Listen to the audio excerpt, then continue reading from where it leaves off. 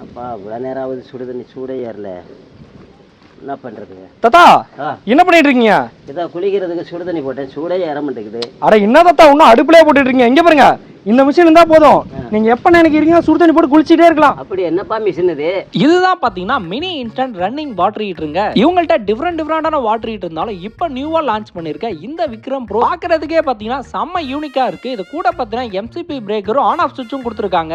Heat element பாத்தீங்கன்னா இந்த மாடல்ல மட்டும்தான் ஹெவி டியூட்டி யூஸ் பண்ணிருக்காங்க. அதனால 15 செகண்ட்லயே பாத்தீங்கன்னா வாட்டர் உங்களுக்கு ஹீட் ஆயிருங்க. இந்த வாட்டர் ஹீட்டரை நீங்க இன்ஸ்டாலேஷன் பண்றதுக்கு எலக்ட்ரிஷியனோ பிளம்பரே கூப்பிடல, ஜஸ்ட் ஒரு ஆணி அடிச்சு போட்டோ ஃப்ரேம் மாதிரி ஈஸியா மாட்டிக்கலாம். இதோட டேங்க பாத்தீங்கன்னா பாலிகார்பனேட்ல பண்ணிருக்காங்க, அதனால ரொம்ப ஸ்ட்ராங்கா இருக்கும். இது பாத்தீங்கன்னா India first service friendly water ஹீட்டருங்க.